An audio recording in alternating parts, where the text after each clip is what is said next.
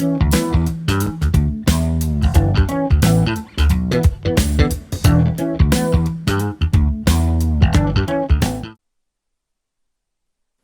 my name is Madison Chapman. I'm an Education Outreach Liaison at Doylestown Health, and with me today is Dr. Alex Soriano. Dr. Soriano is a recent addition to Doylestown Health and is a urogynecologist. So, Dr. Soriano, can you please give us a brief description of your education, your background, and what you do at the hospital? Thank you, Madison. I'm very excited to be here, and I'm also excited to be a part of the Doylestown Health community. I grew up in a small town right here in Pennsylvania, and so I understand the importance of being a part of a local hospital and what a big impact that has on patients in the community. As a urogynecologist, I'm a board-certified OBGYN, as well as a subspecialist in female pelvic medicine and reconstructive surgery. I completed my residency in Cleveland, Ohio at Case Western Reserve University, then did my fellowship at the University of Pennsylvania in urogynecology and pelvic reconstructive surgery. As a urogynecologist, I treat pelvic floor disorders, which are conditions that affect the bladder, the reproductive organs, and the bowels. I'm excited to be a part of the Doylestown Health community, and I'm excited to offer a lot of new treatments and therapies to patients suffering in our local community. Well, we are excited to have you. So today we will be discussing pelvic floor disorders and focusing on pelvic floor dysfunction. I'm glad to have you here, of course, because this topic isn't really widely discussed, and it's more common than people think. So first, I would like to start a discussion on the basics of pelvic floor and pelvic floor disorders. And so what is the pelvic floor, and do men and women have one? Yes, every person has a pelvic floor. The pelvic floor is a collection of small and large muscles deep within the pelvis. As you can see here, it also consists of connective tissue that support all of the organs. The pelvic floor really helps with so many daily tasks. It helps with posture, exercise, going to the bathroom, and even normal sexual function. You can think of your pelvic floor like a trampoline, which you can see in this image, which is basically a giant trampoline that goes under your entire pelvis. It is a collection of many different muscles that wrap around the bladder, vagina, and the bowels. Not only do these muscles provide a structural foundation to the pelvis, but they're also important in so many functions that we take for granted. So whenever problems start to occur with these muscles, such as spasm or laxity, they can present with many different symptoms. So what are pelvic floor disorders, and what are some common signs and symptoms? So pelvic floor disorders are really any disorders that affect these organs of the pelvis, including the bladder, the bowel, and the vagina and uterus. You can think of pelvic floor disorders in 4 general categories, the first being musculoskeletal disorders, bladder disorders, gynecologic disorders, and finally, bowel disorders.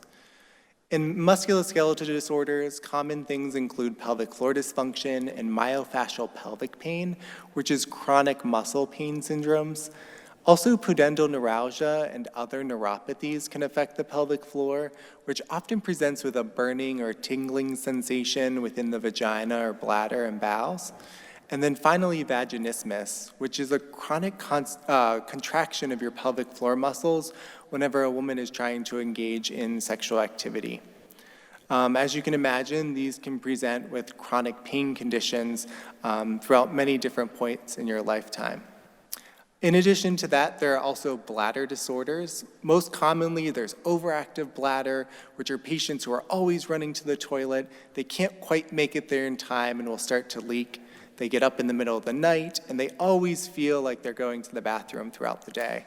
This is really due to a spasm in the bladder muscle. We also have stress urinary incontinence, which is leaking of urine that occurs with coughing, sneezing, laughing, and exercise. And then finally, mixed incontinence, which really includes leaking during all of these times. Voiding dysfunction is whenever you can't empty your bladder completely. You always feel like there's dribbling after going to the bathroom, or you sit on the toilet for a really long time before you're able to actually begin a void. And then finally, neurogenic bladder. This is in patients with chronic neurological conditions like MS or Parkinson's disease, in which their bladder actually changes the way that it's able to store and empty urine. We also think of gynecologic diseases affecting the pelvic floor. These are things like pelvic organ prolapse or having a dropped bladder, which is referred to as a cystocele, and then also a rectocele. This is a hernia inside the vagina. It can be due to many different causes, but the symptoms are usually a vaginal bulge or pressure, and actually exteriorization of the tissue. There's genital urinary syndrome of menopause or vaginal atrophy, which is dryness that occurs after a woman passes through menopause. Sexual dysfunction, which can be a decrease in libido, a change in arousal, or a loss of orgasm. And then vulvodynia, which is actually a chronic pain condition that affects the skin on the outside of the vagina, which is called the vulva. And then finally, we also think of bowel disorders.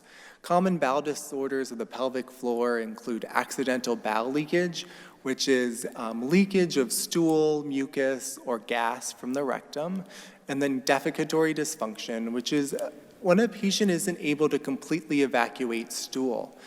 They often feel as though stool is getting trapped right before it exits the rectum, and this can be quite bothersome to patients. So as you can see, there are many different pelvic floor disorders that affect many different organs within the pelvis. Also, pelvic floor disorders can sometimes be challenging to diagnose because their symptoms actually overlap one another. A great example of this is pelvic floor dysfunction. Pelvic floor dysfunction occurs whenever there's a spasm of the muscles that occur over a chronic or long period of time. This can also result in laxity. So what we see a lot in patients is that certain areas of the pelvic floor are actually in spasm, and other areas are too elastic or lax. And this can present with many different symptoms. If we look from a purely musculoskeletal position or point of view, patients will present with a lot of pain. Pain with exercise, pain with certain postures like sitting forward or sitting upright, pain with increased activity, and pain with sexual activity. This can be, as you can imagine, quite bothersome to a lot of our patients. In addition, if this spasm goes for a long period of time, patients will start to develop bladder symptoms like urgency and frequency or leaking of urine. In addition, if the pelvic floor becomes too lax, a hernia will develop in the vagina. Again, that's called prolapse. And then we can also see bowel dysfunction in these patients, and a lot of them will develop defecatory dysfunction and constipation, feeling that they're not able to move their bowels at regular intervals. It may be painful to have a bowel movement. And so as you can see, there's a lot of different symptoms that occur with just one pelvic floor disorder. Okay, so wouldn't some just say that these symptoms could be a normal part of aging? So it is true that these are more common as we get older. If you look at a regular or normal aged adult in their 40s, it's about a 25% risk of developing at least one pelvic floor disorder. But if you're in your 80s, that's over 80%. So as we get older, pelvic floor disorders do become much more common.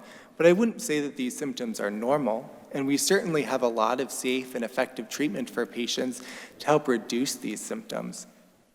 There are many risk factors that are involved in increasing someone's risk for developing a pelvic floor disorder.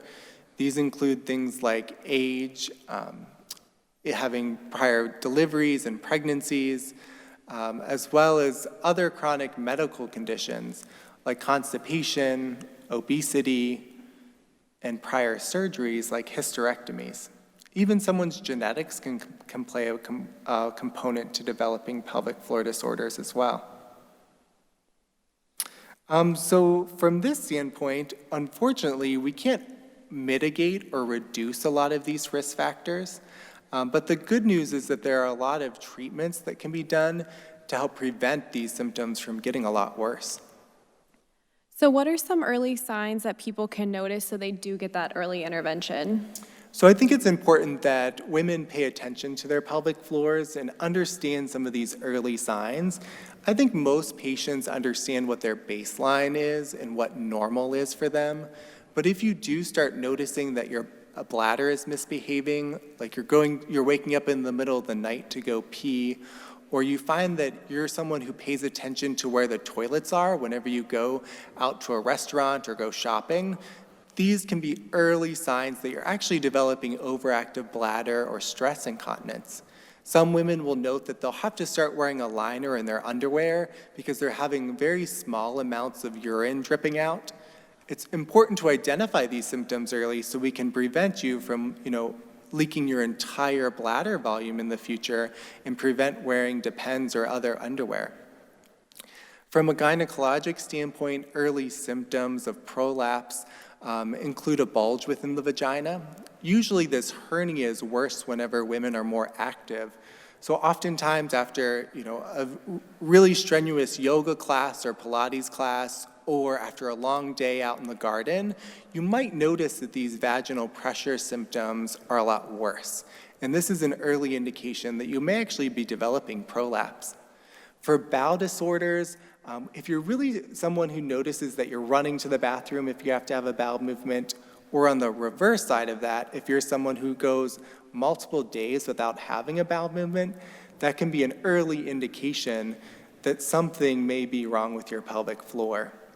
It's also important to note that accidental bowel leakage or fecal incontinence will often develop with very irregular episodes. I can't tell you the number of patients that I have who come in and only leak stool maybe once every few months or once a month. What we find is that these episodes will become more frequent and more severe. So therefore, finding a urogynecologist or a pelvic health expert that can engage early on in the treatment course is really important at preventing this from getting worse. So are there any prevention methods that people can take to postpone any of these issues? That's a great question. So first, I think the best thing that our patients can do for their pelvic health is to engage in regular physical exercise. Getting out there and going for a run or lifting weights, just staying physically active at least 3 times a week will also help protect your pelvic floor from future conditions and symptoms. Also, maintaining a healthy weight, or if you're overweight or obese, really focusing on losing weight is a huge preventative factor on pelvic floor disorders for the future. Other things that you can do are Kegel exercises, and our pelvic floor physical therapists are great at teaching patients how to actually perform these exercises. The other really important thing that our patients can do is focus on stress reduction. I find that muscles respond really well to reducing stress. So things like mindfulness, meditation, and prayer can be quite effective for a lot of our patients. So pelvic floor dysfunction is one of the common disorders that you have mentioned. And now that we know all those signs and symptoms, when should someone seek for help for pelvic floor dysfunction? So I always recommend that patients seek a treatment with a urogynecologist or another pelvic health expert early in the disease course for pelvic floor dysfunction. Typically, patients will have these early signs of lower back pain, chronic pelvic pain, or just discomfort with intercourse, and these symptoms can be an indication to patients that something else is going on within their pelvic floor. It's important to undergo an evaluation with myself or another urogynecologist in order to truly identify the etiology or the root behind what's going on with your symptoms. So definitely earlier is better so we can get you engaged with a proper therapy, which is usually pelvic floor rehab, in order to prevent this from getting worse and really reduce your symptoms. So how can it be treated, and what happens if treatment is actually delayed? So the foundation or cornerstone to treatment for pelvic floor dysfunction is really pelvic floor rehab or pelvic floor physical therapy. Pelvic floor physical therapists are physical therapists that have a subspecialty and additional training in pelvic health. They work with our patients to evaluate them and treat them in order to improve their symptoms. For patients who are refractory or their symptoms persist after rehab, there are other things that I have in order to treat my patients, such as medications or injections or nerve blocks, and then finally surgery for some patients as well. So you talked about physical therapy. What does that involve, and how quickly can someone see results from that? So physical therapy, again, is with a subspecialist who has training in pelvic floor PT. You typically would do an initial evaluation or consultation with the physical therapist in their office. She'll then be able to assess all the different organs and muscles within your pelvic floor. At this visit, she'll come up with a customized treatment plan for you, which is typically 8 to 12 weeks long. You meet with the physical therapist either every week or every other week in order to improve your symptoms. If your symptoms persist, then we would work with myself for additional treatments like medications in the vagina, such as suppositories that include muscle relaxers and nerve modulators to help reduce some of those sensory and pain signals so that the physical therapist can be more effective in her treatment.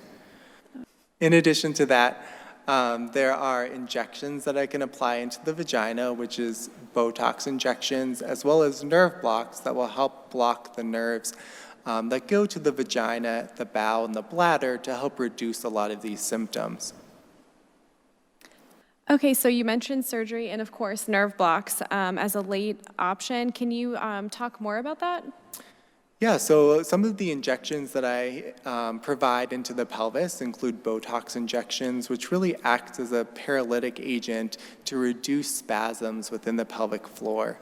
In addition to Botox, we can apply a local anesthetic into the pelvic nerves, which reduce a lot of those pain signals going to your brain.